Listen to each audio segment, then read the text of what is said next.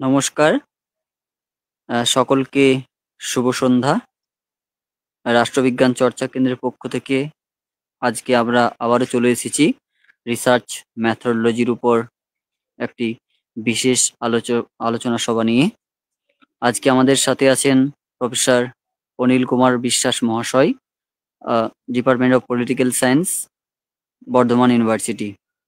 আজকে যে টপিকের উপর উনি আলোচনা করবেন সেটি হচ্ছে plagiarism in social science research and it's solution.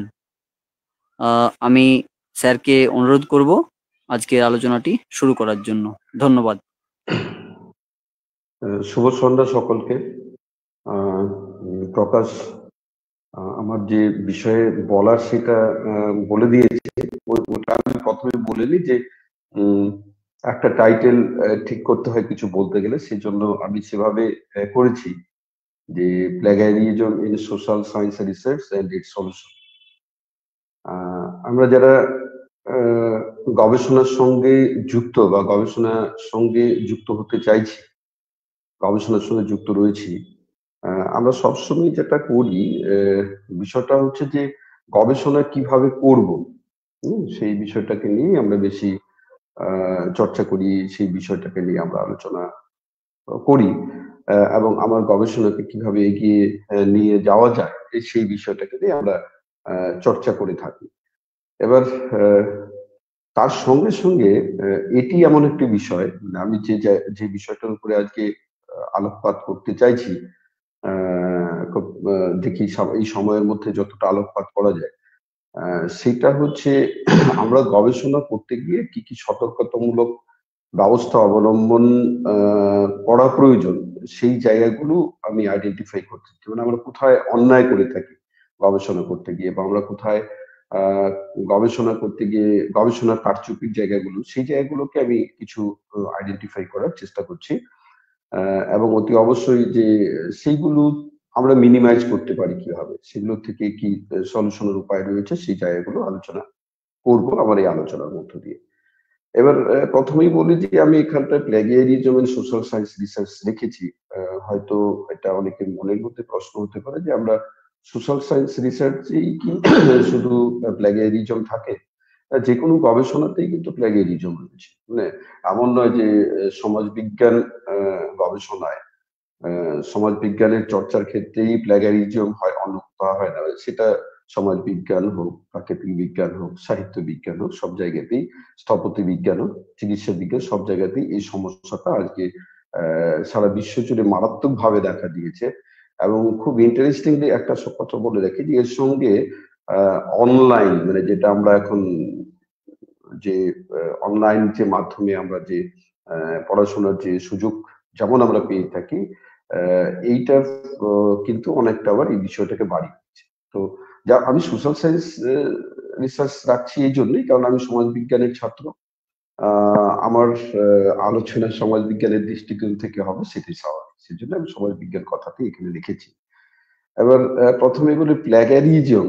এবার এই বিষয়টা যেতে গেলেই আমাদের প্রথমেই যেটা বলি আর কি, যে গবেষকদের আমরা যখন গবেষণা শুরু করতে যাই, তখন যেটা হয় যে আমাদের কিছু এথিক্যাল ইস্যুজ আমাদের চলে আসে।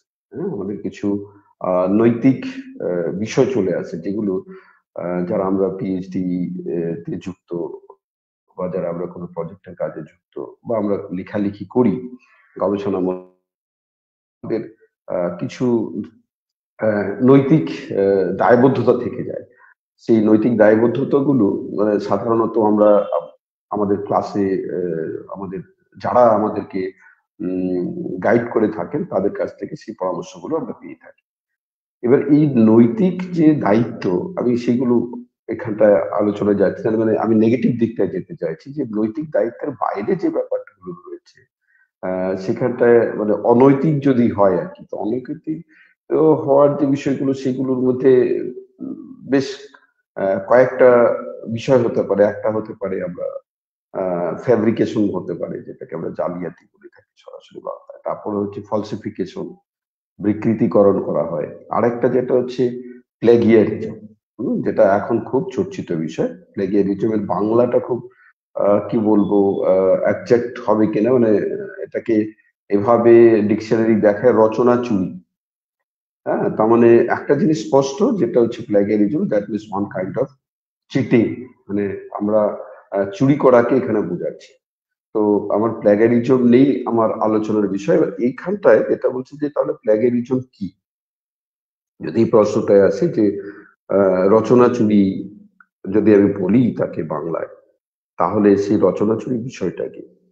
প্লাগিয়ারিজমকে খুব সিম্পলি যদি আমি বোঝার চেষ্টা করি, ডিফাইন করতে চাই, তাহলে আমরা এইভাবে বলবো যে এটা হচ্ছে মানে এমন যে copying and pasting the work of someone without proper acknowledgement. মানে হচ্ছে অর্থাৎ বিষয়টা এমন হচ্ছে যে আমি কারো কোনো একটা লেখা তাকে অ্যাকনলেজ না করে, তাকে মান্যতা না দিয়ে, তাকে সম্মান না জানিয়ে যদি আমি সেই লেখাটাকে আমার নামে চালিয়ে দিই, তাহলে সেটাকে প্ল্যাগিয়ারিজম বলা হয় বা রচনা চুরি বলা হয়। এবার এই যে এটা প্ল্যাগিয়ারিজম, এবং এবার এই বিষয়টায় আসলে যে আমরা প্ল্যাগিয়ারিজমে যাই কেন, আমি সেই জায়গাটায় আসবো। তারপরে হচ্ছে প্ল্যাগিয়ারিজমের বিভিন্ন ধরন আছে, তারপরে সলিউশনের জায়গাগুলো আছে, কিভাবে বা কেন প্ল্যাগিয়ারিজম হয় সেগুলো আমি পরে আসছে, এবং কেন সমস্যা প্ল্যাগিয়ারিজম। এর প্রশ্ন হতেই পারে যে আম, গবেষক কোনো খুব বিতর্কিত বিষয় যে এবং এই বিতর্ক এখন খুব কি বলবো মানে দ্রুত গতিতে চলছে। আহ, যে হচ্ছে যে কারো লেখা সে যদি না নির্ভর করে যায়, তাহলে সে কিভাবে কাজ করবে। যাই হোক, সেগুলো আমি পরে আসছি সেই জায়গাগুলোতে। প্রথমে যেটা বলি যে আমরা এই রচনা চুরি করে থাকি কেন, বা রচনা চুরি আমাদের হয়ে যায় কেন। করে থাকি মানে বলতে আমি রচনা চুরি হয়ে যায় কেন। আমি বিশেষ করে যারা আমি এটা এখানে বলেই রাখি যে আমরা অনেকেই আমরা লেখালেখির সঙ্গে যুক্ত, গবেষণার সঙ্গে যুক্ত। আমরা অনেক সময় দেখে থাকি যে আহ, প্রচুর ডিসক্রিপেন্সি চলে আসা, সেই ডিসক্রিপেন্সি গুলো নজরে চলে আসা গুলোকে কিভাবে মিনিমাইজ করা যায়। এবং এখানে আমি এখানে বলছি, প্রকাশ আমাকে বলার জন্য বলেছে। তো এই আলোচনাতে অংশগ্রহণ করতে গিয়ে যেটা হচ্ছে, আমার মনে হয় যে এখানটায় আমরা অনেকেই আছি নবীন, আমরা লেখালেখিতে লিখতে যাচ্ছি। এবং খুব মজার ব্যাপার যে প্রচুর পরিমাণে লেখা হয়। লেখাটা যেটা হচ্ছে এখন ওয়ান কাইন্ড অফ ফ্যাশন, মানে আমার মনে হয় আর কি, যে লিখতে হবে। হ্যাঁ, আমাকে একটা পেপার লিখতে হবে, আমাকে একটা, হ্যাঁ অবশ্যই লিখতে হবে। তো সেটা লিখতে গিয়ে যেন সঠিক পদ্ধতি অনুসরণ করে আমরা চলি, সেটার জন্য আমি এই জায়গাগুলো কিছু, যে জায়গাগুলো আমাদের সতর্কতা অবলম্বন করা উচিত, সেই জায়গাগুলো বলার চেষ্টা করছি।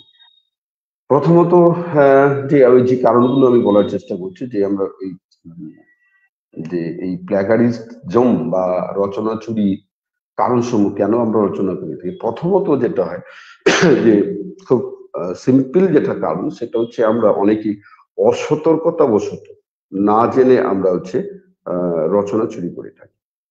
এটা মাথায় রাখতে হবে প্রথমে যে খুব সচেতন ভাবে রচনা চুরি যারা করেন সেই সংখ্যাটা খুব কম, এবং সেটা করতে গেলে খুব বলবো যে ভীষণ মানে মেরিটিয়াস, প্রচুর পড়াশোনা করা সেরকম লোক না হলে সেটা করার সম্ভব নয়। আমরা যেটা মানে আমি খুব বলছি যে এখন যেভাবে আহ, মানে লেখা লেখি হয় বা করা হয় বা লেখালেখি চলছে, আমি সবটা বলছি না, কিন্তু যেটা হচ্ছে যে আমাকে একটা দেখি আর কি, আমরা যেরকম নজরে আসছে, তাতে যেটা বেশিরভাগ ক্ষেত্রে দেখা যায় যে এখনকার নতুন প্রজন্মের ছেলে মেয়েরা আমরা যেটা করে থাকি, সেটা হচ্ছে যে আহ, মানে অনেকটা বাধ্যতামূলক। আমাকে হয়তো কোথাও ইন্টারভিউ দিতে গেলে আমার যদি দুটো মানে একটা বা দুটো লেখা থাকে, তাহলে আমি আর্টিকেল থাকে, তাহলে আমি এই নাম্বার পাবো। প্রমোশনের ক্ষেত্রে আমার লেখা থাকলেই নাম্বার পাবো। এগুলো যেহেতু ম্যান্ডেটারি, ইউজিসি যেহেতু আমাদের রেগুলেটরি অথরিটি, মানে আমি আমার দেশের পরিপ্রেক্ষিতে বলছি, সেখানটায় আমাকে তখন অনেকটা বাধ্য, আমার লেখার ইচ্ছা না থাকলে আমি বাধ্যই লেখার জন্য। তো সেই ক্ষেত্রে যেটা হয়, প্রথম কারণটা যেটা হচ্ছে যে আমরা অসাবধানতা বশত বা না জেনে অনেক সময়, এই যে প্ল্যাগারিজম কি আমরা তো জানি না, হ্যাঁ কেন মানে কি বিষয় সেটা জানি না, না জেনে আমরা হচ্ছে যে লিখতে হবে অনেকটা ক্লাস নোট লেখার মতো, বা অনেকটা পরীক্ষায় যেমন আমরা কোনো প্রশ্নের উত্তর লিখি সেরকম লেখার মতো যে এটা একটা প্রশ্ন তার উত্তর আমরা লিখে দিই কোনো জায়গা থেকে ঢুকে। তো এটা এইটা একটা কারণ। আরেকটা যেটা হয় আমি কিছু কিছু মানে এগুলো খুব সূক্ষ্ম সূক্ষ্ম কতগুলো বিষয় সবচেয়ে বেশি মানুষ এই প্লেগারাইজড হয় বা বেশি লেখা প্লেগারাইজড হয় বেশিরভাগ লেখকদের যেটা হচ্ছে কারণটা হচ্ছে যে অসাবধানতা বশত মানে না জেনে করে ফেলেছি কাজ। দ্বিতীয়ত যেটা হচ্ছে যে সাবজেক্টিভ নলেজের অভাব। সেই বিষয়ে আমি রাষ্ট্রবিজ্ঞানের ছাত্র। রাষ্ট্রবিজ্ঞান অনেক ফাস্ট এরিয়া। এবার রাষ্ট্রবিজ্ঞান অনেক ফাস্ট এরিয়া, তার মধ্যে প্রচুর জায়গা রয়েছে। এখন যখন আমি আমার গবেষণার কাজ করব, আমাকে অবশ্যই গবেষণার যখন কাজ করতে হয় একটা পার্টিকুলার জায়গাকে ধরে আমাকে এগোতে হবে, কারণ গবেষণা তো এমন একটা বিষয় যে আমাকে প্রচুর পড়াশোনা করে আমার চিন্তা ভাবনাকে মিলিয়ে আমাকে কিছু ভাবতে হবে বা ভাবনাকে আমাকে প্রতিস্থাপন করতে হবে। তো সেই জায়গাটা করতে গেলে আমাকে যথেষ্ট আমার বিষয়ে জ্ঞান থাকা দরকার। এবার বেশিরভাগ ক্ষেত্রেই যেটা হয় যে যেটা বললাম যে আমাকে উম আমাকে একটা পেপার লিখতে হবে, আমার প্রমোশন ডিউ হয়ে যাচ্ছে, আমার ইন্টারভিউ রয়েছে, সিএসসি পিএসসি বা এনি কাইন্ড অফ ইন্টারভিউ, যেখানটায় হচ্ছে আমি দুটো পেপার সাবমিট করলে আমি নাম্বার পাবো। তো সেক্ষেত্রে যেটা হয় যে আমি না হঠাৎ একটা বিষয় মাথায় এলো, যেমন একটা রচনা লেখার মতো, যেমন আমরা ছোটবেলায় রচনা লিখেছি, যে দেখা গেল যে একটি গাছের আত্মকথা বা একটা নদীর আত্মকথা বা গরুর রচনা লিখো বা ঘোড়ার রচনা লিখো বা আরো দ্যাট কাইন্ড অফ ইস্যুস যেগুলোর উপরে আমরা লিখেছি রচনা। তো রচনা লেখার সঙ্গে এর ভীষণ পার্থক্য রয়েছে, গবেষণা ভীষণ পার্থক্য রয়েছে গবেষণার লেখা। আর্টিকেল, জার্নালে হোক, বইয়ে হোক, এডিটেড বই হোক বা বই লেখা, এইগুলো জায়গাতে এবং বই লেখা মানে প্রত্যেকটা লেখার মধ্যেই ভীষণ কি বলবো মানে পার্থক্য রয়েছে লেখাগুলোর মধ্যে। তো সেখানটায় যেটা হচ্ছে যে আমার যখন আমি যেটায় কাজ করতে যাব, যেটা আমি যেহেতু আমরা গবেষণা সংক্রান্ত বিষয় বলছি, গবেষণা পত্র কোনো রচনা করতে যাব, তখন আমার যে বিষয়ে গবেষণা পত্র রচনা করব সেই সাবজেক্টে আমার যথেষ্ট দক্ষতা থাকা দরকার। বেশিরভাগ সময়ই দেখা যায় যে সেই দক্ষতার অভাবে আমরা কিন্তু ওই অন্যের লেখা কপি করে থাকি বা অন্যের লেখা চুরি করে থাকি। এবার আরেকটা যেটা হচ্ছে যেটা খুব সমস্যার কারণ হলো যেটা যেটা হচ্ছে যে আরেকটা কারণকে আমরা বলতে পারি মানে তোমার হচ্ছে পুর রাইটিং স্কিল, পুর রাইটিং স্কিল যেটা হচ্ছে এটা আমাদের লেখার দুর্বলতা। এবার লেখার দুর্বলতা রাইটিং স্কিল যেটা হচ্ছে যে এটা আবার বলি যে উম, সবাই লেখক হবে, সবাই লিখবে, সেটা মানে আমার মনে হয় আশা করা একদম বৃথা। সবাই লেখক হবে না, সবাই লিখবে না, সবাই যেমন শিক্ষক হবে না, সবাই যেমন ডাক্তার হবে না, সবাই যেমন ইঞ্জিনিয়ার হবে না, ঠিক তেমনি সবাই গবেষক হবে না। গবেষক হওয়ার জন্য আহ যে গবেষক হবেন তার মধ্যে সেই গবেষক হওয়ার গুণগুলো অত অবশ্যই থাকবে এবং সেইগুলো মানে নিজের থেকেই সেই গুণগুলো প্রকাশ করে। সেটা আমাদের এখানে সমস্যাটা হলো পাশাপাশি যেমন এটা বললাম যে আহ মানে নিজে নিজে গড়ে উঠবে। এবার মজাটা হচ্ছে যে এই কি বলবো আমাদের এই আমি এইখানটায় বলে দিই, বাজার অর্থনীতির যুগে আমাদের যেটা হয় যে আমাকে কর্মসংস্থানের ব্যাপারটা ভাবতে হয়। তো যখনই আমি কর্মসংস্থানের ব্যাপারটা ভাবি আমি যেদিকে আমি যদি টিচিং এ যেতে চাই, উম, তাহলে আমাকে যেটা করতে হবে যে আমাকে আমার লেখাপত্র রাখতে হবে। তাহলে সেখানটায় যেটা হচ্ছে যে আমি তখন লিখতে যাবো, মানে সেই লেখাটা এবার হচ্ছে যে আরো যে টাইম বাউন্ড একটা ব্যাপার থাকছে যে আমি হয়তো এই সময় আমার প্রমোশন ডিউ রয়েছে, এই সময় আমার এটা রয়েছে এটা রয়েছে, তাহলে সেক্ষেত্রে যেটা হচ্ছে যে আমার রাইটিং স্কিল আছে কিনা। এবং রাইটিং স্কিল বলতে যে বিভিন্ন রকম হতে পারে, সে ল্যাঙ্গুয়েজ স্কিল হতে পারে। হ্যাঁ, যে ল্যাঙ্গুয়েজ স্কিল হতো যে আমি যেটা বলছি আমরা যারা মানে বাংলা ভাষায় অভ্যস্ত, বাংলা ভাষায় আমরা কথা বলি, বাংলা ভাষায় আমরা লিখি, বাংলা ভাষায় আমরা মানে কি বলবো আমার মাতৃভাষা যে বাংলা। তো সেক্ষেত্রে আমাদের দেখবে সহমত আমার সঙ্গে সবাই হবেন কিনা যে আমরা ইংরেজিতে কিন্তু ততটা শক্ত নই। শক্ত নই বলতে সেই অর্থে যে আমরা কাজ চালিয়ে যাবো। তো অনেকেই হয়তো অনেক বেশি জানেন, কিন্তু আমরা বেশিরভাগ ক্ষেত্রে যে ইংরেজিটা আমাদের কাছে একটা ভয়ের বা ভীতির কারণ। এবং খুব মজার ব্যাপার যেটা হচ্ছে যে সারা বিশ্বে কিন্তু ইংরেজিটা জানলে সারা বিশ্বকেই আমি হচ্ছে অনুধাবন করতে পারবো।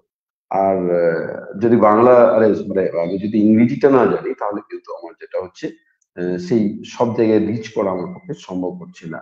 তো সেইখানটায় যেটা হয় যে এটা একটা তো ল্যাঙ্গুয়েজ স্কিল। আমার যে সমস্ত লেখাগুলো আমি পড়বো, সে যদি আমার যদি ইংরেজি যদি আমি না জানি, ইংরেজি পড়ে যদি আমি বুঝতে না পারি, তাহলে আমি সেই তার মর্মার্থ কি করে উদ্ধার করবো?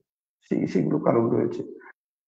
তারপরে যেটা হচ্ছে আরেকটা কারণ হিসেবে দেখানো হয় যে lack of academic integrity. Academic ক্ষেত্রে দেখা যায় এটা খুব স্পেসিফিক্যালি বলছি যে আমরা যারা কলেজ বিশ্ববিদ্যালয়ে পড়াশোনার সঙ্গে যুক্ত, কলেজ বিশ্ববিদ্যালয়ে আমরা রয়েছি, মানে ছাত্র শিক্ষক সমস্তটা ক্ষেত্রেই যদি আমরা বলে থাকি, আমাদের মধ্যে দেখা যাবে যে একের সঙ্গে অপরের যে সম্পর্কের জায়গাটা, সেই সম্পর্কের জায়গাটা যতটা বন্ধুত্বপূর্ণ মানে সুমধুর, তার থেকে তিক্ততাটা অনেক বেশি থেকে যায়। এবার এই জায়গাটাতে যেটা হয় যে এখানে একটা একাডেমিক মানে ঐক্য, যে আমার এই ইনস্টিটিউটের প্রেস্টিজ ডিপেন্ড অন মি, এবং হচ্ছে মানে এইভাবে এজ এ স্টুডেন্ট আমি সেটা আমি আমার ভাবতে হয়, এজ এ শিক্ষক আমাকে ভাবতে হয়। যদি আমি না ভাবতে পারি এবং এই প্রত্যেকের প্রচেষ্টাই প্রতিষ্ঠানের সম্মান বা প্রতিষ্ঠানে আমার দুর্নাম মানে প্রতিষ্ঠানের দুর্নাম, এবং একে অপরের সঙ্গে যদি ঘনিষ্ঠভাবে কাজকর্মকে মিলিয়ে নিয়ে করা যায়, তাহলে সেটা হচ্ছে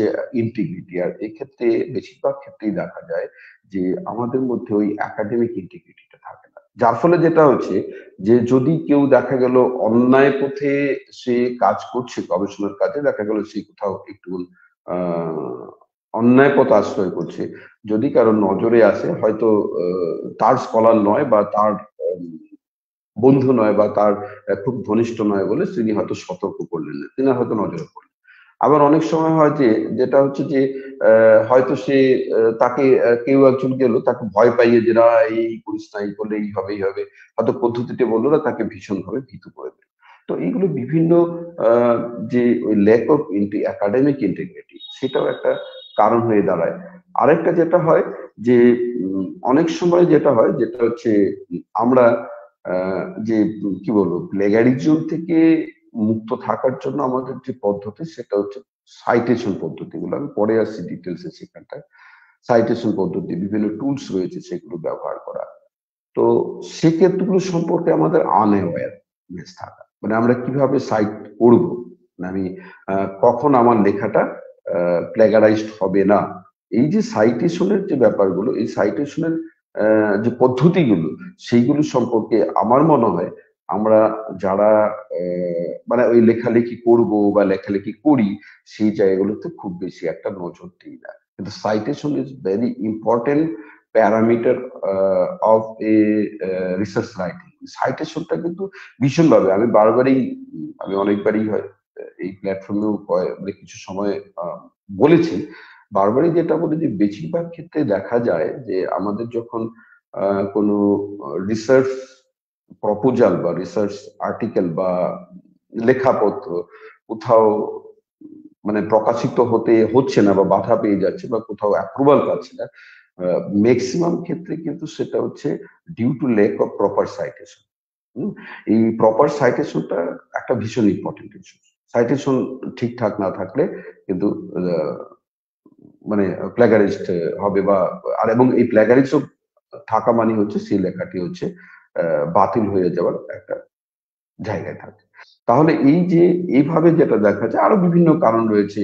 অনেক সময় হয় যে আমরা যারা ওই যে যেটা বলছি যে একটা কারণ আমি বলছিলাম যে আমরা হচ্ছে যে যখন আমরা গবেষণা করছি বা আমরা যারা লিখছি, আমাদের খুব ধৈর্যের অভাব। গবেষণায় কিন্তু ভীষণ মানে ধৈর্যটা হচ্ছে আমার মনে হয় প্রত্যেক গবেষকের প্রথম বৈশিষ্ট্য হওয়া উচিত ধৈর্যশীল। ধৈর্য ধরতে হবে, প্রচুর পড়তে হয়, এবারে প্রচুর পড়ে তারপরে হচ্ছে তোমার যেমন প্রচুর পড়তে হবে, সময় দিতে হবে। এই সমস্তগুলো যদি আমরা না করতে পারি, তাহলে কিন্তু এই সহজ পদ্ধতি হিসাবে যেহেতু এখন আমরা অনলাইনে সার্চ করেই সহজেই আমরা যেটা করতে চাই সে লেখাটা পেয়ে যাই, মানে তার কাছে কিছু পেয়ে যাই, ঠিক আছে এটা আমার দরকার, ওখান থেকে একটু কেটে এনে এখানে ঢুকিয়ে দিলাম। তো এইভাবে এইটা হচ্ছে যে প্রথমত ধৈর্যটা কিন্তু একটা বড় ইস্যু হচ্ছে গবেষণার ক্ষেত্রে। এই বিভিন্ন কারণগুলোতে যেগুলো বললাম, এই যে আমরা সাবজেক্টিভ জ্ঞানের অভাব, তারপর হচ্ছে ওই প্ল্যাগারিজম কি সম্পর্কে আমি জানি না, আমার হচ্ছে ভাষায় দক্ষতা কম, আমার হচ্ছে লেখার দক্ষতা কম, আমার হচ্ছে একাডেমিক ক্ষেত্রে আমরা যে একাডেমিক যে আমাদের ওয়ার্ল্ড সেখানে আমাদের বন্ধুত্বতা কম, শত্রুতা বেশি। তারপরে হচ্ছে আমাদের মধ্যে যদি ধৈর্য না থাকে, আমরা যদি ঠিকমতো সাইটেশন না করতে পারি, এই বিষয়গুলো যদি আমরা থাকে, তাহলে যেটা হচ্ছে যে সেখানে কিন্তু কি বলবো ওই রচনা চুরি, আমি রচনাই বলছি, বাট গবেষণার রচনা যদিও আলাদা, কিন্তু ওই বাংলায় আর কোনো তাহলে গবেষণা চুরি এরকমই বলতে হবে আর কি। বা খুব ইংরেজিতে বলাটাই বেটার যে প্লেগারাইজম, মানে সে থেকে মুক্ত হওয়ার উপায় নেই আর কি। এগুলো হচ্ছে বিভিন্ন রকম কারণে প্লেগারিজম গুলো হয়ে থাকে। এবার যদি বলা হয় যে কিভাবে হয়, তো বললাম যে এই কারণগুলোর জন্য আমরা আহ অসৎ উপায় লেখার ক্ষেত্রে অবলম্বন করে থাকি গবেষণা। তাহলে এবার যেটা হচ্ছে যে এই পদ্ধতিগুলো কি হতে পারে, খুব সিম্পলি বললে কয়েকটা পদ্ধতির কথা বলছি। যেটা ফার্স্ট হচ্ছে যেটা কপি অ্যান্ড পেস্ট, আমি যেটা প্রথমেই বলেছিলাম ডেফিনেশনে, যে কপি পেস্ট কারো লেখা উইদাউট এনি অ্যাকনোলেজমেন্ট। তাহলে কপি পেস্টটা যেটা দেখা যায় অনেক সময়, আহ, উম, আমরা কারো একটা লেখা, আমি তো একটা টাইটেল ঠিক করলাম যে আমার এইটা গবেষণা করব, তো সেই জন্য আমি হচ্ছে বেশিরভাগ ক্ষেত্রে আমরা এখন যেটা করি যে ইন্টারনেট থেকে আমরা কিছু লেখাপত্র দেখে নিলাম, ও আচ্ছা এটা এখানে আছে, তখন থেকে সরাসরি কেটে এনে আমার এখানে লিখে দিলাম, নামটা আমার জুড়ে দিলাম, আগের যার নাম ছিল তার কোনো কিছুই থাকলো না। এটা একটা ধরন হয়, এটাকে বলা হয় কপি পেস্ট পদ্ধতি। এটা মানে এটা একটা হচ্ছে কি বলবো রচনা চুরির একটা পদ্ধতি।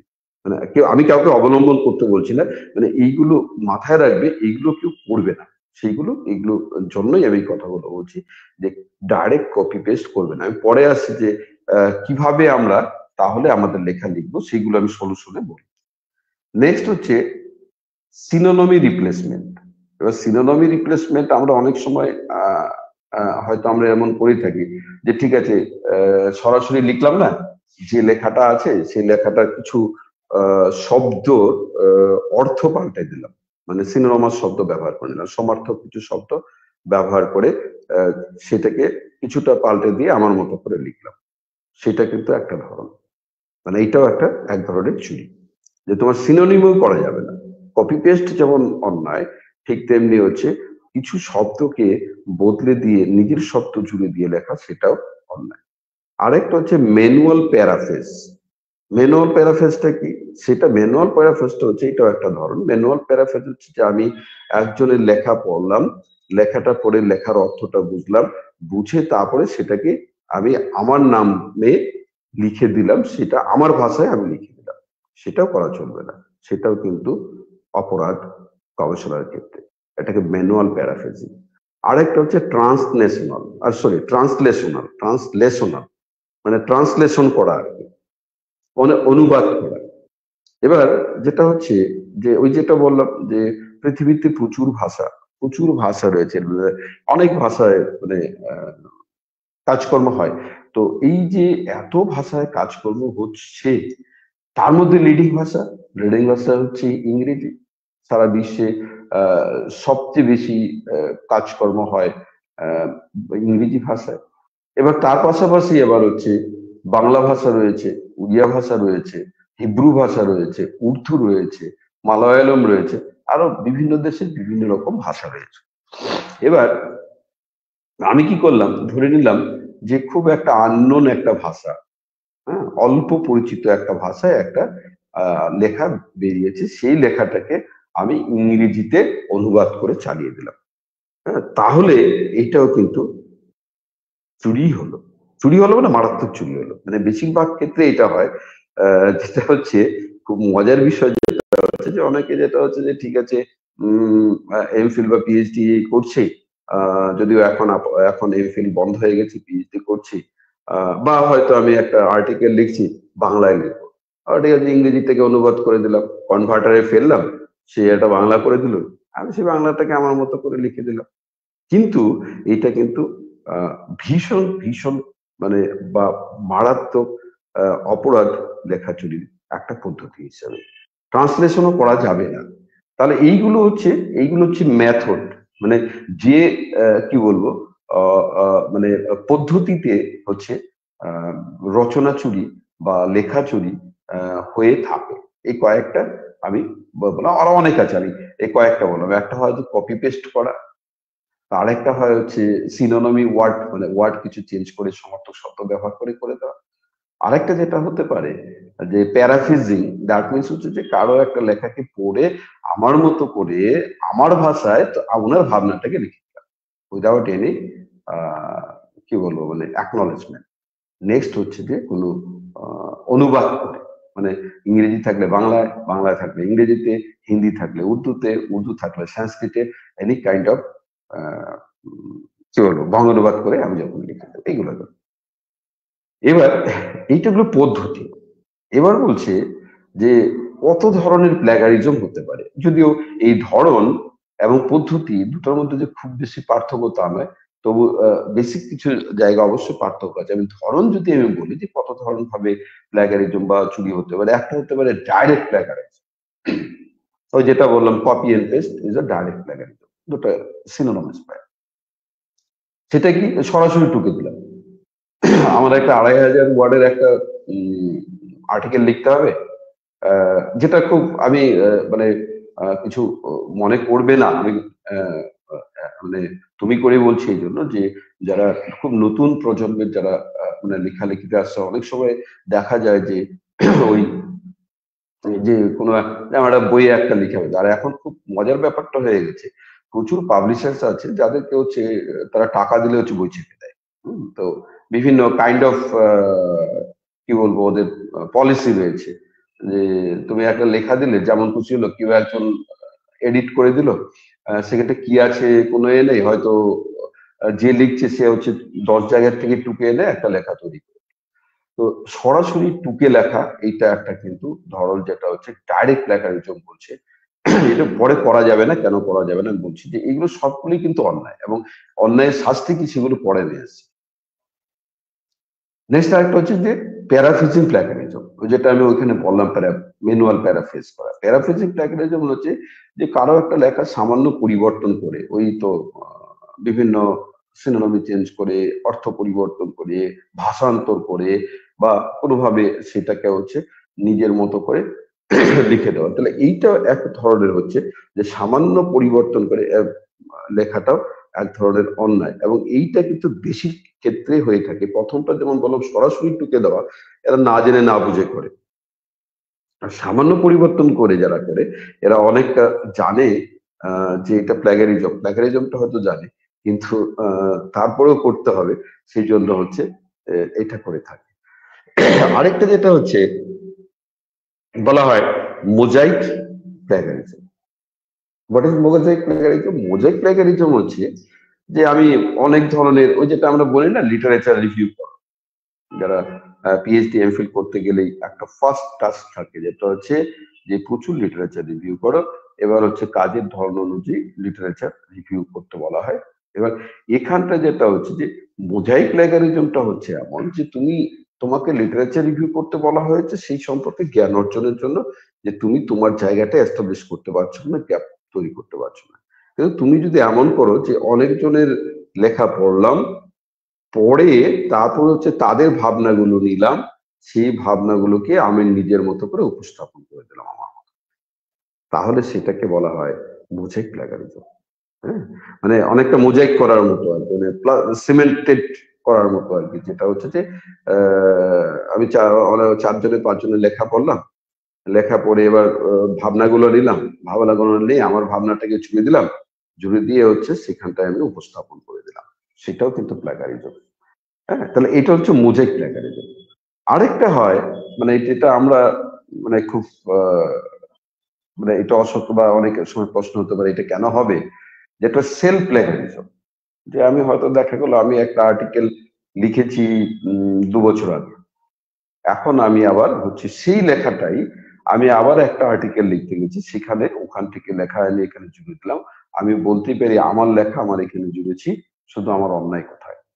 এটা প্ল্যাগারিজম নয়, কিন্তু এটাও প্ল্যাগারিজম। নিজের লেখাও যদি জোড়া যায়, মানে তুমি যখন প্রথমবার ব্যবহার করেছো, পরে যখন তুমি ব্যবহার করবে, তখন সেক্ষেত্রে হচ্ছে প্রপার অ্যাকনোলেজমেন্ট চাই। Otherwise without any proper acknowledgement নিজেকে অ্যাকনোলেজ করতে হবে, আদারওয়াইজ সেটাও কিন্তু প্ল্যাগারিজম হিসেবেই ট্রিট হবে। তাহলে এইগুলো এইগুলো এছাড়াও আরো অনেকগুলো আছে, কিছু বলা accidental plagiarism, translational sorry trans translational মানে ট্রান্সলেশনাল রয়েছে। তারপরে হচ্ছে কিছু রয়েছে মানে যেমন স্ট্রাকচারাল বলা হচ্ছে, এগুলো অলরেডি আমি বলেছি বিভিন্ন ধরন আছে, কিন্তু প্রত্যেকগুলোই অ্যাক্সিডেন্টাল, দ্যাট মিনস হচ্ছে যে ওই না জেনে বুঝে করা, যেটা বলে অলরেডি আমি আলোচনায় করেছি। ট্রান্সলেশন করে যেগুলো বিভিন্ন ভাষার থেকে ভাষান্তর করে যেগুলো করা হয় সেগুলো। আরেকটা খুব মারাত্মক প্ল্যাগারিস্ট পদ্ধতি রয়েছে, যেটা বর্তমান সময়ে খুব মারাত্মক ভাবে দেখা যাচ্ছে এবং খুব ভয়ঙ্কর মানে ইস্যুটা, সেটা হচ্ছে কন্টাক্ট চিটিং। কন্ট্রাক্ট চিটিংটা কি মারাত্মক ভয়ঙ্কর বিষয়টা, যে আমার একটা পেপার লিখতে হবে, ঠিক আছে তুই লিখে দে, টাকা দেবো। না আমি এটা এটা বলছি, এমন নয় যে তুমি লিখে দে টাকা দেবো, এরকম এরকম দেখবে প্রচুর মানে সোশ্যাল মিডিয়াতে অ্যাডই দেখা যায়, যে কন্টেন্ট রাইটার, কন্টেন্ট অমুক অমুক লিখে দিচ্ছে।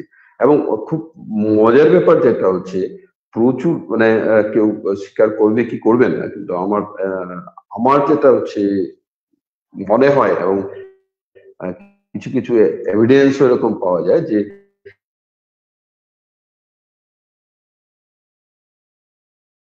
টাকার বিনিময়ে লিখে দেওয়ার জন্য কন্ট্যাক্ট হয়ে থাকে। তাহলে এই যে এই কন্ট্যাক্ট চিঠি টাকার বিনিময়ে লেখানোটা, এইটা কিন্তু বর্তমান সময়ে মারাত্মক ভাবে এটা বৃদ্ধি পেয়েছে, যেটা কিন্তু গবেষণার ক্ষেত্রে মারাত্মক মারাত্মক ক্ষতির একটা জায়গা, মানে ভীষণ ভাবে। কারণ যে অন্যান্য গুলো নিজে তো একটু যে ঠিক আছে যে কিছুটা বুদ্ধি নিজের কাজে লাগবে, আমি যদি কন্ট্যাক্ট করে থাকি যে আমার ঠিক আছে আমি পিএইচডি করছি, আমার থিসিস অমুক করে দেবে 2 লক্ষ টাকা। হুম? মানে এইগুলো খুব ইন্টারেস্টিং বললে অনেক কি বলবো পাবলিক প্লেসে বলছি, কিন্তু মজাটা হচ্ছে যে সারা কি বলবো দেশ তো বটেই, পৃথিবীর বিভিন্ন জায়গাতেই এইগুলো কিন্তু ডেভেলপ করে গেছে এখন। মানে industry on kind of illegal academic illegal industry গড়ে উঠেছে, যেখানটায় হচ্ছে থিসিস থেকে any kind of right up ready হয়ে যাচ্ছে পয়সার বিনিময়ে, যেটা অবশ্যই মেধার জন্য, মেধা চর্চার জন্য, গবেষণার জন্য, নতুনত্ব আহ, আবিষ্কারের জন্য বা নতুন মানে সমস্যাগুলোকে সমাধানের জন্য মঙ্গলময় নয় বলেই মনে হয়। তো এইগুলো বিভিন্ন ধরনের হচ্ছে এবার কি বলবো পদ্ধতি বা ধরন। এবার প্রশ্ন আসতে পারে যে ঠিক আছে যে প্ল্যাগারিজম হয়, পড়াশোনায় তো করছে, আমরা বই পড়ে যখন পরীক্ষায় উত্তর লিখি, তখন তো কেউ বলে না তুমি বই পড়ে লিখছো, তখন তো স্যাররা বলেন যে বই পড়েই লিখো। হ্যাঁ, তোমরা যে পড়িয়েছিলাম সেই নোটটা যেমন পড়িয়েছিলাম তেমন। আর এখানে গবেষণার ক্ষেত্রে এসে এই জায়গাটা আবার কেন বলছে যে তুমি ওইটা পড়ে ওইটা লিখেছো, টুকে এটা করেছো। গবেষণা এবং পড়াশোনা করা দুটোর মধ্যে মানে নোট লেখা দুটোর মধ্যে মানে রাইটার মানে নোট রাইটিং এবং হচ্ছে গবেষণার রাইটার দুটোর মধ্যে ফারাক, মানে বিস্তর ফারাক। এবার কেন প্ল্যাগারিজম সমস্যা? প্ল্যাগারিজম সমস্যা হচ্ছে প্রথমত আমি যদি বলি যে এটা হচ্ছে তোমার গবেষণা গবেষণা হচ্ছে নতুন কিছু সার্চ করা, এবং যদি আমি সেখানটায় অসৎ পথে মানে সহজ পদ্ধতিতে পরিশ্রম না করে যদি আমি কাজটা করি, তাহলে প্রথমে কি হচ্ছে, প্রথম হচ্ছে ক্রিয়েটিভিটি ধ্বংস হয়ে যাচ্ছে। ক্রিয়েটিভিটি ধ্বংস হয়ে যাচ্ছে, মানে যেটা হচ্ছে সৃজনশীলতা, সৃষ্টিশীলতা ধ্বংস হয়ে যাচ্ছে। গবেষণা তো সৃষ্টিশীল বিষয়, গবেষণা তো সৃজনশীল বিষয়, তাহলে সেগুলো ধ্বংস হয়ে যাবে। তাহলে সেই জন্য সেটা করা যাবে না। অরিজিনালিটি অরিজিনালিটি থাকছে না। তুমি যে তোমার মতো করে আমরা যেমন কাউকে কোট করে থাকি, আমরা যেমন আহ, বিভিন্ন বিষয়ে বিষয়ভিত্তিক যারা প্রাজ্ঞ পণ্ডিত ব্যক্তি তাদেরকে কোট করে থাকি যে অমুক এই বলেছিলেন, অমুক এই বলেছিলেন। তো সেই তুমি যদি সেই জায়গাটাকে অন্যের জায়গাকে আমরা নিয়ে যদি সেটা করি, তাহলে তো আমার সেই অরিজিনালিটি থাকছে না। তা প্ল্যাগারিজম অরিজিনালিটিকেও ধ্বংস করে দেয়, ইনোভেশনকে ধ্বংস করে দেয়। হ্যাঁ, নতুন নতুন তুমি কি করে ইনোভেট করবে? নতুনত্ব তো থাকবে না, কারণ এখানে তো ভাবনার জার্গন হচ্ছে, জাস্ট এর ভাবনা ওর ভাবনা এর ভাবনা নিয়ে আমি কিছু করতে। তাহলে এই যে আরেকটা হচ্ছে রেপুটেশনের ধ্বংস করে দেয়। তাহলে হচ্ছে প্ল্যাগারিজমের বড় সমস্যা, এই চারটে হচ্ছে বড় সমস্যা।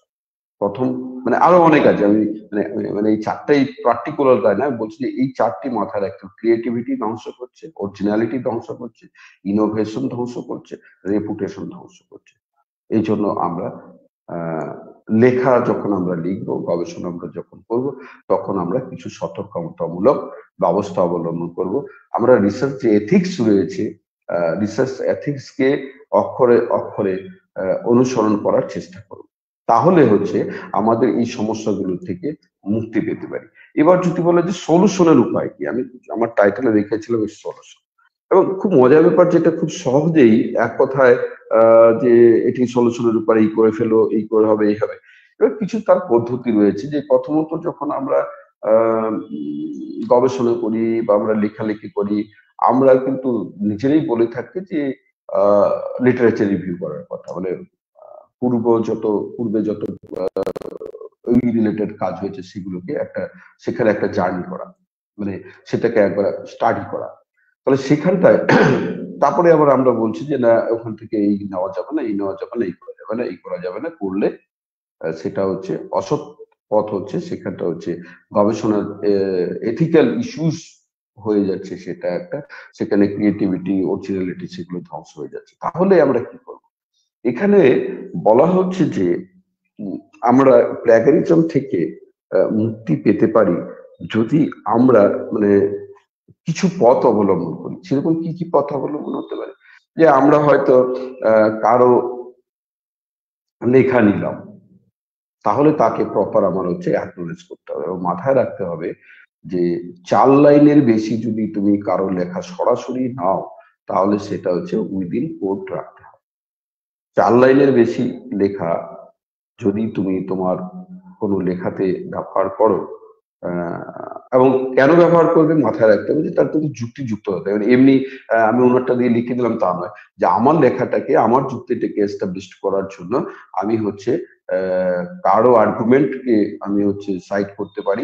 তাহলে সেখানটায় কি করতে হবে, প্রপার সাইটেশন দিতে হবে।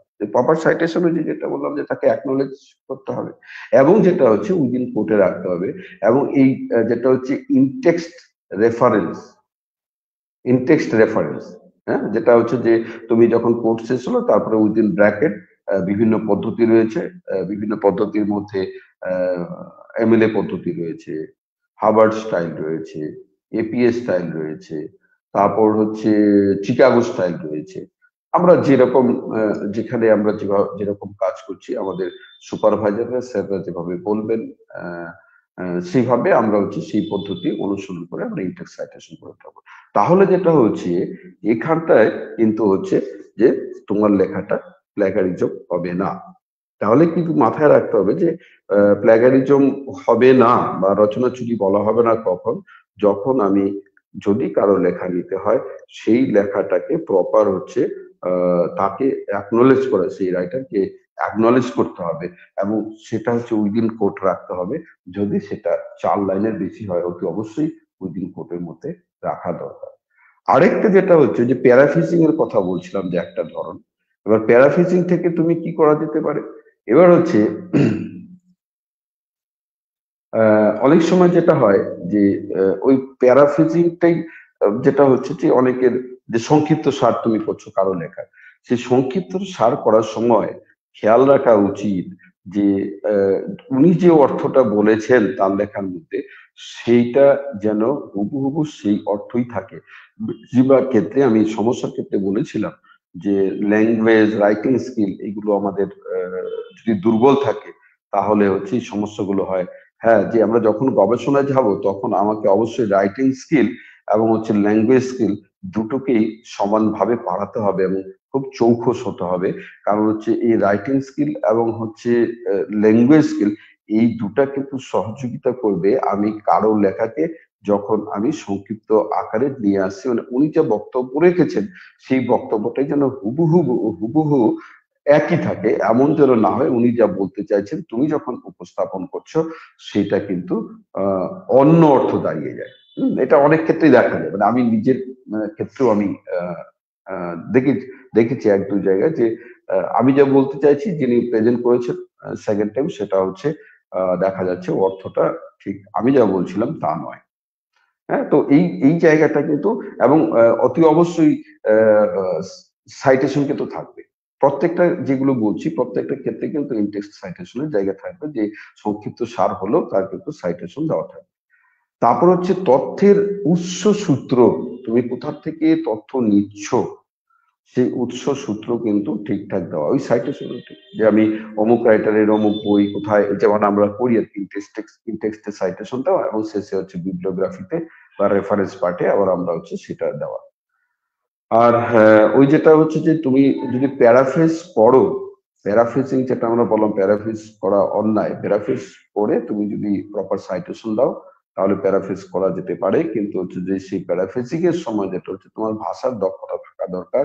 কারণ ওই যেটা বললাম যে এমন যেন না হয় আহ, যে রাইটারের লেখা নিলাম উনি যা বলতে চাইছিলেন ওনার লেখার মধ্যে, আমি যখন সেটাকে আমার লেখাকে এস্টাবলিশ করার জন্য আমার লেখাতে ওনার লেখাটাকে ব্যবহার করলাম যে পোর্শনটা, সেটা উনি যা বললেন তার হচ্ছে বিপরীত বা উল্টো অর্থ হয়ে যাচ্ছে, তাহলে হচ্ছে ভাষার দক্ষতা বিরাট একটা বিষয়। আরেকটা খুব প্রবলেম আমরা আমার মনে হয় আমাদের সামনে এসে যায় যে অনেক সময় দেখা গেল যে কোনো প্রি পাবলিশড লেখা মানে পাবলিক হয়, হয়তো কোনো এমফিলের থিসিস বা কোনো রিপোর্ট বা কোনো পিএইচডি থিসিস কেউ একজন করেছে, আমি সেটা পড়েছি কিন্তু পাবলিশড হয়নি, সেখান থেকে আমি নিব, তাহলে কি করবো আমি? এখানটা যেটা বলা হচ্ছে যে প্রি পাবলিশড লেখার ক্ষেত্রে তুমি রচনা চরিত থেকে মুক্ত থাকার জন্য যেটা করা দরকার, এই সমস্ত ক্ষেত্রে তুমি যখন তোমার আহ, যে জায়গাটা তুমি নিতে চাইছো সেই প্রপার সাইটেশনের তো জায়গাগুলো থাকছে, পাশাপাশি যেটা হচ্ছে তুমি যার লেখা নিচ্ছ তাকে জানাতে হবে তুমি কি কাজে বা কেন তুমি সেটা নিচ্ছ। তাকে তার সঙ্গে কমিউনিকেট করে তাকে জানিয়ে সেখান থেকে তুমি কিন্তু সেই লেখাটা নিতে পারো। তাহলে এইভাবে হচ্ছে এইগুলো হচ্ছে কতগুলো সলিউশনের পথ বা পদ্ধতি হতে পারে। এবং আরেকটা যেটা হচ্ছে উম, দেখবে যে কপিরাইট বলে প্রত্যেকটা বই দেখবে, বই যখন আমরা প্রথম এক দুটা পৃষ্ঠা প্রথম দিকে উঠে কপিরাইট বলে একটা লেখা থাকে, তো কপিরাইট 1957 কপিরাইট অ্যাক্ট রয়েছে ইন্ডিয়া, তো কপিরাইটে যেরকম যেরকম নিয়ম বলা থাকে সেইগুলো গবেষকদের আহ, অনুসরণ করে চলা উচিত। আর সবসময় যেটা আরেকটা খুব ইম্পর্টেন্ট ইস্যু, যখন কেউ কোথাও কোনো লেখা সাবমিট করবে, লেখা সাবমিট করার আগে সাইটেশন খুব ভালোভাবে পুঙ্খানুপুঙ্খ ভাবে বারবার দেখে যখন স্যাটিসফাইড হবে যে আমি আমার যা লিখেছি তাতে কোথাও কোনো দুর্নীতি বা দুর্বোধ্যতা বা কোনো অসুবিধে বা কোনো অসৎ উপায়ের জায়গা নেই, তখনই তুমি সেই লেখাটা সাবমিট করবে। মানে সাইটেশন ইজ ভেরি ইম্পর্টেন্ট, সাইটেশনই তোমাকে প্ল্যাগারিজম থেকে মেইনলি রক্ষা করবে। হ্যাঁ, আর আরেকটা খুব বড় ইম্পর্টেন্ট ইস্যু সেটা হচ্ছে যে যখন আমরা যেখানে লেখা পাঠাই সেই সংস্থা মানে জার্নাল, বিশেষ করে জার্নালের ক্ষেত্রে আমি এডিটেড বইগুলোকে একদমই কি বলবো মানে গুরুত্ব দিতে, মানে এত বড় আমার ইয়ে নেই যে গুরুত্ব দিই না, গুরুত্ব দেওয়ার ক্ষেত্রে আমার যেন কেমন একটু খটকা মনে হয়, কারণ এখন এত পরিমাণে বই বাজারে চলে এসছে। তো তাতে অনেক ক্ষেত্রেই কিন্তু কোনো প্রপার রুলস রেগুলেশন মানা হয়। তো আমি যেন জার্নালগুলোর ক্ষেত্রে বলছি, জার্নালগুলো কিন্তু জার্নালের মধ্যে সব জার্নাল মানে তা নয়, জার্নালের মধ্যেও অনেক জার্নাল রয়েছে যেখানে কিন্তু এই ব্যাপারগুলো টাকা পয়সা হেন তেন এই সমস্ত ব্যাপারগুলো রয়েছে। তো সাধারণত জার্নালগুলোর ক্ষেত্রে কিন্তু কিছু নিয়ম দেখবে যে যে কোনো তুমি ভালো যখন কোনো জার্নালে তুমি লেখা সাবমিট করতে যাচ্ছ, তার সময় দেখবে যে যে সেই জার্নালে লেখা সাবমিশনের আগে কিছু সাবমিশন গাইডলাইন থাকে, কিছু নিয়ম থাকে কি কি করতে হবে, কিন্তু এথিক্যাল ইস্যুস থাকে, বলা থাকে, এবং সেগুলো খুব ভালো করে খুঁটিয়ে খুঁটিয়ে পড়া, পড়ে যেরকম বলে সেইভাবে হচ্ছে সেইগুলোকে অনুসরণ করে হচ্ছে লেখাটাকে রেডি করে যদি সাবমিট করো, তাহলে কিন্তু সেখানে প্ল্যাগারিজম পড়ার কোনো নেই। আর সাইটেশন তো বললাম যে বিভিন্ন সাইটেশন পদ্ধতি এপিএ রয়েছে, এমএলএ রয়েছে, এই পদ্ধতিগুলো রয়েছে, সেগুলোকে আমরা ব্যবহার করে আমরা হচ্ছে সাইটেশন গুলো করে থাকতে পারি। এবার যে বিষয়টাই আছে যে এবার আমার লেখাটাতে প্ল্যাগারিজম আছে কিনা সেটা দেখার জন্য প্রচুর হচ্ছে কি বলবো মানে এন্টি প্ল্যাগারিজম টুলস রয়েছে, যে টুলস গুলো দিয়ে তুমি যখন কোথাও লেখা পাঠাচ্ছ তার আগে তুমি দেখে নিতে পারছো যে সেই লেখাটার মধ্যে কোনো প্ল্যাগারাইজড অংশ আছে কিনা, মানে রচনা চুরির কোনো পার্ট আছে কিনা, তোমার লেখাটা ঠিকঠাক আছে কিনা সেটা কিন্তু তুমি নিজেও দেখে নিতে পারছো। এখন প্রচুর অনলাইনে এরকম রয়েছে, তবে বেশিরভাগ ভালো টুলস গুলো কিন্তু পারচেস করতে হয়। মানে হয়তো তুমি একবার একটা লেখা দেখলে তার জন্য তোমাকে পেমেন্ট করতে হবে, সেটা করতে হয়, কিছু করার নেই। আর বেশিরভাগ ক্ষেত্রে এগুলো হচ্ছে যারা আমরা গবেষণার সঙ্গে যুক্ত থাকবো বা যুক্ত রয়েছি, প্রত্যেকটা বিশ্ববিদ্যালয়ই হচ্ছে লাইব্রেরিতে হচ্ছে সেই এন্টি প্ল্যাগারিজম বা এন্টি প্ল্যাগারাইজড হচ্ছে টুলস তারা ব্যবহার করেন, এবং তারা সেখান থেকে টেস্ট করে দেখে সার্টিফিকেট দিয়ে দেন যে এখানে কতটা কি রয়েছে। তো তার মধ্যে অর্কুট এবং টার্টিন, মানে আমি ই করবো, আমাদের ইউজিসিও অ্যাপ্রুভড সেগুলো, অর্কুট এবং টার্টিন এই দুটো টুলসই কিন্তু বেশি ব্যবহৃত হয়ে থাকে বিভিন্ন বিশ্ববিদ্যালয়গুলোতে। এবং এই দুটোতেই আরো অনেক রয়েছে, যাই হোক আমি এই দুটোকেই বলবো যে যখন আমরা এই করবো সেই আমাদের লেখাগুলোকে আমরা এর দিয়ে যাচ করে নিয়ে যেতে পারি। এবার এই যে বললাম তাহলে এই মানে প্ল্যাগারিজম কি, প্ল্যাগারিজমের সমস্যা, প্ল্যাগারিজম কেন হয়, কিভাবে হয়, এর থেকে মুক্তি পাওয়ার কতগুলো উপায়, খুব সংক্ষেপে যতটা পেরেছি বলার চেষ্টা করেছি কি কি কিছু হওয়া সত্ত্বেও কিন্তু এই যে এন্টি টুলস গুলোর কথা বলা আছে না, এইগুলোর ক্ষেত্রে কিছু এদেরও কিছু লিমিটেশন রয়েছে। সবসময়ই এরা আহ, যে প্ল্যাগারিজম হয়েছে ধরতে পারে না, মাথায় রাখবেন এটা।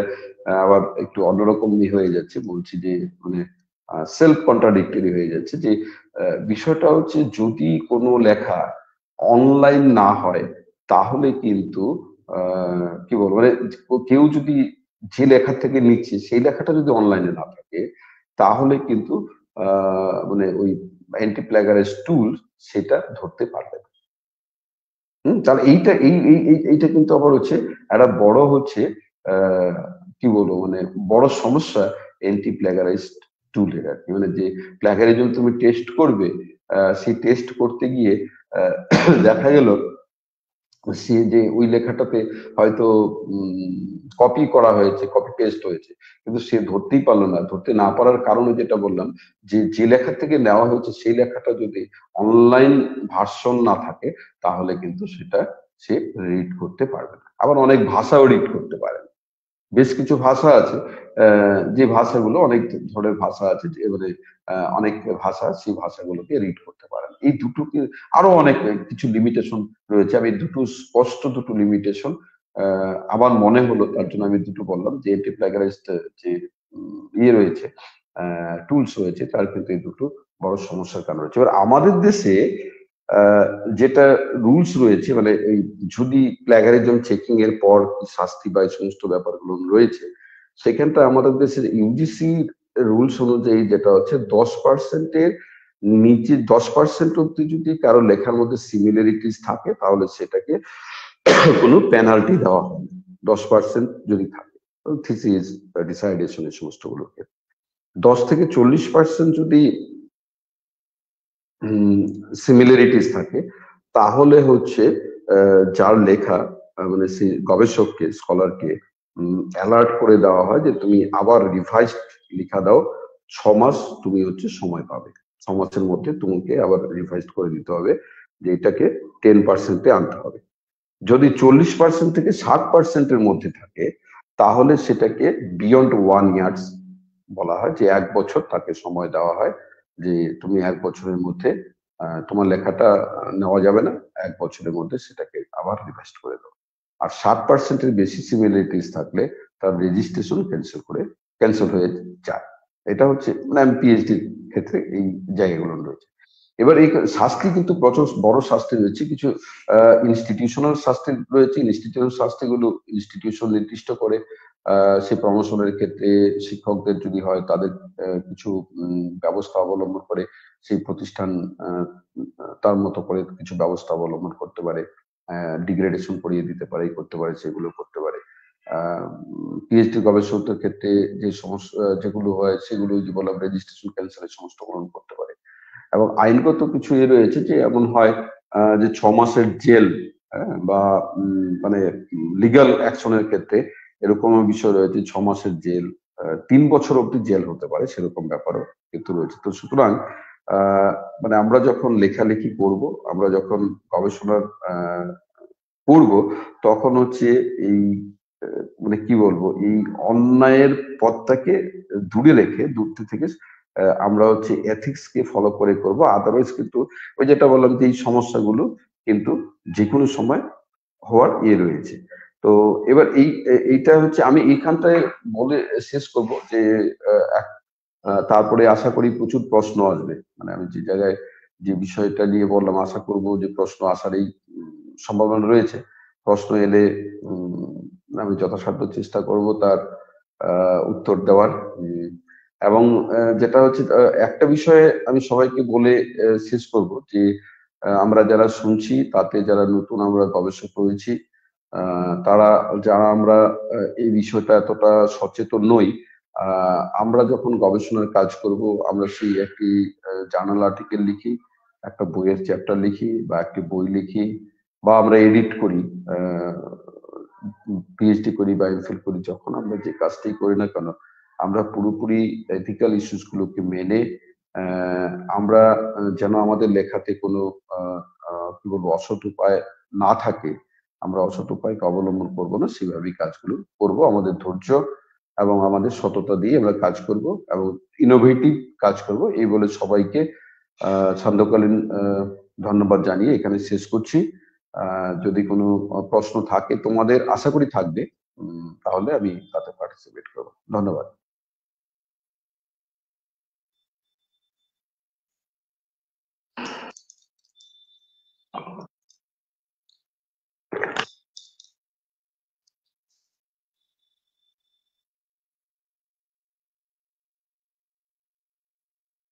প্রকাশ।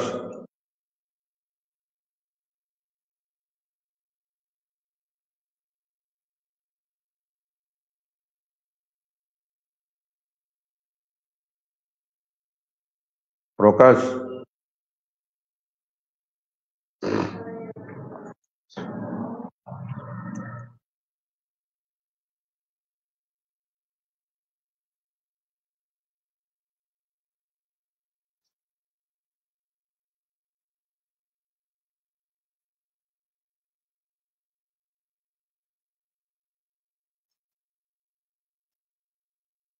Hello Prakash.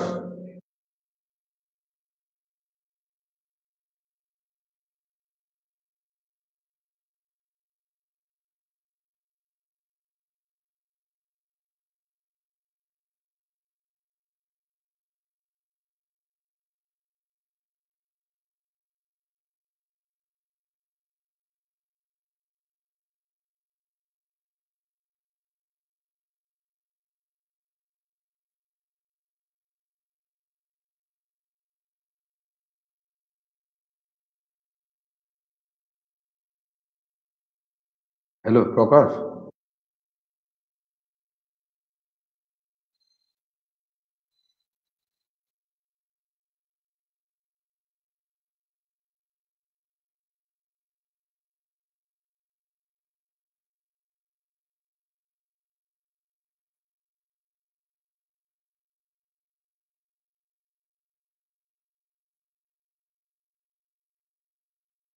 Hello.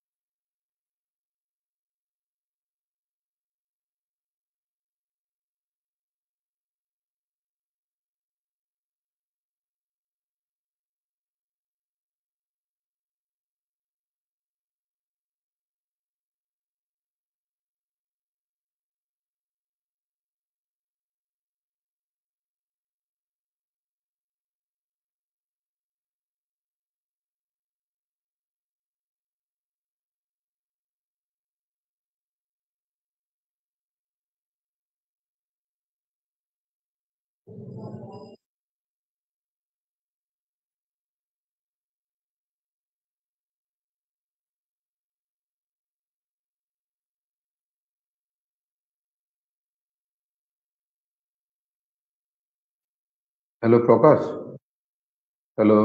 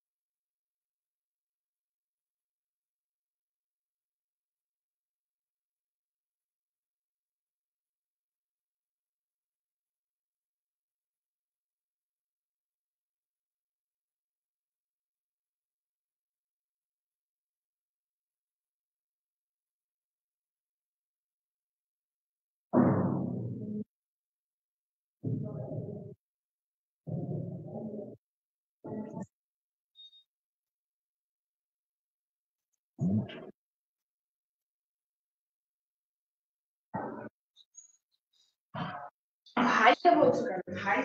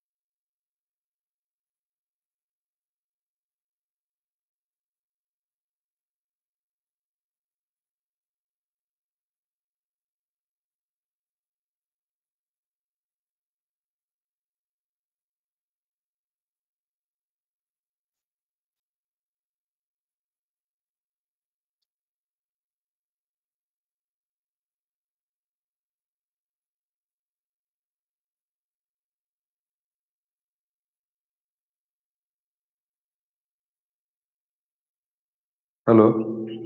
Hello Prakash. Prakash. Hello.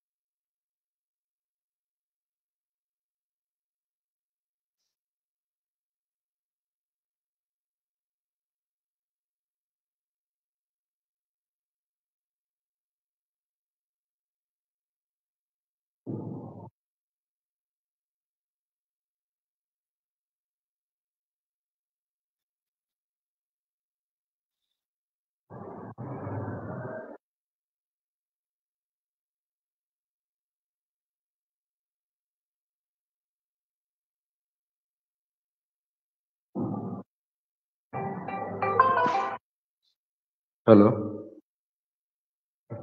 Hello, Prakash, hello, hello, hello, hello.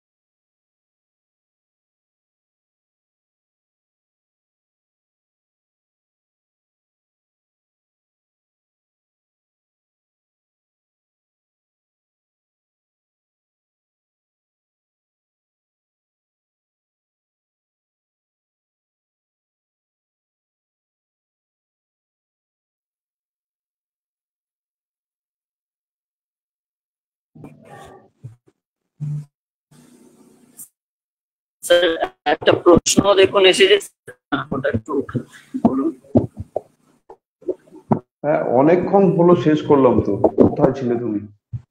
15 minute হয়ে গেল। হ্যাঁ স্যার, নেটওয়ার্কে আমার প্রচুর প্রবলেম হচ্ছিল।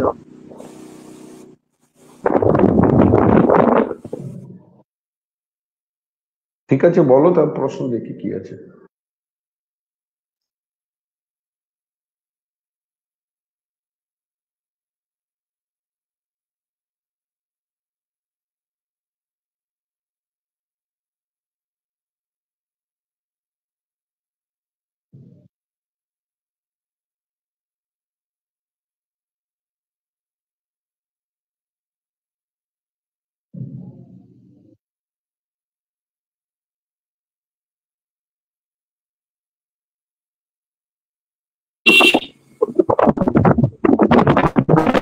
এখানটায়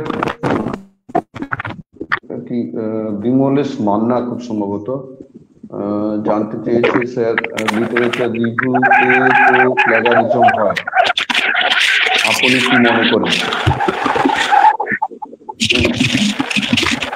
যেটা, হ্যালো, হ্যাঁ, যেটা বলছি, ওই যেটা প্রশ্ন এখানে রাখা হয়েছে যে লিটারেচার রিভিউতে প্ল্যাগারিজম হয়, লিটারেচার রিভিউতে প্ল্যাগারিজম হবে কেন? লিটারেচার রিভিউ তো প্ল্যাগারিজম হওয়ার কথা নয়। তবে যখন লিটারেচার রিভিউ করা হচ্ছে তখন তার প্রপার তো সাইটেশন ওখানে থাকছে, সুতরাং লিটারেচার রিভিউ তো প্ল্যাগারিজম হওয়ার কোনো প্রশ্নই আসে না। লিটারেচার রিভিউ তে যখন লিটারেচার রিভিউ আমি করবো, রিভিউটা করবো, 2-4 লাইন 5 লাইনে যখন লিখবো, তার তলায় তো আমি সাইট কোথা থেকে নিচ্ছি আমি সেটা দিয়ে দিচ্ছি। সুতরাং এটা তো প্ল্যাগারিজম হওয়ার কোনো প্রশ্ন নেই। খুব সিম্পল ব্যাপার।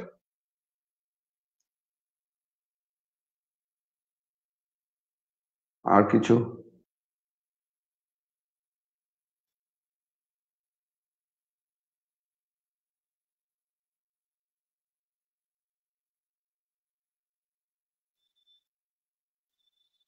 আর কোনো প্রশ্ন?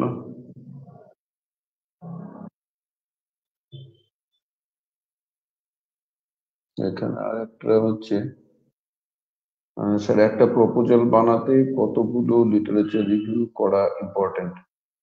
এটার উত্তরে বলি, রাখি সাহা বলেছে, এটার উত্তরে বলি যে কাজের ধরনের উপরে হচ্ছে ডিপেন্ড করে কত লিটারেচার রিভিউ করতে হবে। যেমন কাজ হবে সেরকম লিটারেচার রিভিউ করা উচিত। তবে যেটা পিএইচডি যদি হয়, বিশেষ করে আমি যেটা পছন্দ করি যে মোর দেন 50 রিভিউ, হ্যাঁ, সেই 50 to 100।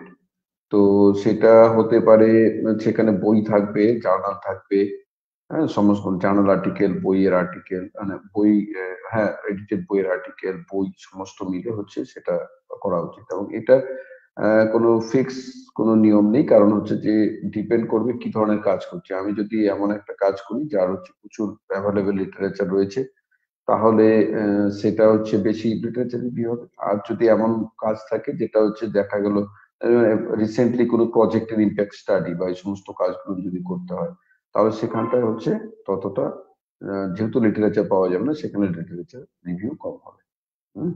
লিটারেচারের অ্যাভেলেবিলিটির উপরে ডিপেন্ড করবে। স্যার, পরবর্তী আরেকটা প্রশ্ন আছে, what is the solution of plagiarism? Solution তো আমি অনেকগুলো বললাম। সলিউশন হচ্ছে প্রথমতই যে আমরা যখন যদি সরাসরি কারো লেখার থেকে কোনো অংশ নিই, তাহলে হচ্ছে উইদিন কোড থাকবে, ইনটেক্সট সাইটেশন থাকবে এবং প্রপার তার রেফারেন্সিং করতে হবে আর কি করে। আরেকটা যেটা হচ্ছে আমি সরাসরি না নিয়ে যদি তার থেকে প্যারাফ্রেজিং করার যেটা কথা বলা হয়েছে, যে paraphrasing one of the problem. Paraphrase করার সময় প্যারাফ্রেজিং হলে সেইখানটা হচ্ছে ইনটেক্সট সাইটেশন দিতে হবে এবং মাথায় রাখতে হবে আমি যখন প্যারাফ্রেজ করছি বা ট্রান্সলেশন যদি হয়, ট্রান্সলেশন করছি, সেখানটা যেন অর্থ, যে অর্থ যে লেখক বলেছেন, যে লেখকের কাছ থেকে নিচ্ছি, সেটা যেন হুবহু এক থাকে, অর্থ যেন বিকৃত না ঘটে আর কি। এইগুলো হচ্ছে ওয়ে সলিউশনের। বিশেষ করে সাইটেশন হচ্ছে ভেরি ইম্পর্টেন্ট। সাইটেশনটা ঠিকঠাক করতে হবে, সাইটেশন ঠিকঠাক করে। আর ওই যেটা বললাম যে হুবহু লিখে না তোলা, মানে আমি পুরোটাই হচ্ছে, তাহলে তো আমার মানে আমরা কখন অন্যের লেখার হেল্প নেব, সেটা হচ্ছে যেমন লিটারেচার রিভিউর কথা বলা হয়, সেটা হচ্ছে যে আমার আর্গুমেন্ট গুলোকে এস্টাবলিশ করার জন্য প্রিভিয়াস কি কাজ হয়েছে সেই ফিল্ডে, বা কি গ্যাপ রয়েছে সেই জায়গাটাকে হচ্ছে ধরে হচ্ছে আমি আমার জায়গাটাকে তৈরি করবো। তো সবটাই অন্য জায়গা থেকে নিয়ে লিখবো সেটা তো নয়। আমি আমার কি লেখা, আমি কি পাচ্ছি, সেইটা তো হচ্ছে আমাকে হাইলাইট করতে হবে। এবার আমারটাকে এস্টাবলিশ করার জন্য আগের এরা কি বলেছেন তার সঙ্গে আমি কোথায় ডিফার করছি, সেই জায়গাগুলোকে এস্টাবলিশ করার জন্য তাদের জায়গাগুলোকে নেওয়া, এবং সেখানটায় তো প্রপার সাইটেশন দিয়ে নিতে হবে। স্যার, একটা শেষ প্রশ্ন আছে। স্যার, আগে মনে করুন যে বইগুলো লেখা হতো, আগে তো মানে এরকম কোনো রেফারেন্স বা এগুলো কিছুই নেওয়া হতো না। তো সেক্ষেত্রে কি প্লেগারিজম কাজ করবে ওইগুলোর ক্ষেত্রে? ওই যে একটা যেটা বললাম যে আমি যখন কাজ করব আমাকে ঠিক জায়গা থেকে করতে হবে। এবার আমি একটা জায়গায় পয়েন্টে বলেছিলাম যে হচ্ছে যে যদি কোনো লেখা অনলাইনে আপলোডেড না থাকে, তাহলে সেই লেখার থেকে যদি কেউ নিয়ে লিখে ফেলে, তাহলে কোনো টুলস দিয়ে ধরার ক্ষমতা নেই, যদি সেটা চোখে না ধরা পড়ে। মানে যিনি চেক করছেন তার চোখে যদি ধরা না পড়ে, তাহলে কোনো টুলস দিয়ে ধরা যাবে না। তো সেটা যেমন এটা একটা ফাঁকির জায়গা, কিন্তু আমাকে মনে রাখতে হবে যে গবেষক আমি যখন কাজ করছি তখন আমি সতর্কতামূলক মূলক ব্যবস্থা হিসেবে বর্তমানে যে আইন রয়েছে সারা বিশ্ব জুড়ে, মানে ওই এথিক্যাল যে আইন রয়েছে গবেষণার ক্ষেত্রে, সেই আর্থিক্যাল আইনকে আমি ফলো করে যাই। হ্যাঁ, একদম মানে আগে আমি যে লেখাটা নিচ্ছি সেটার থেকে তো আমি তো সোর্স দিচ্ছি, তো মানে সেই সোর্সটাকে আমি ব্যবহার করছি, সুতরাং অসুবিধার তো কিছু নেই।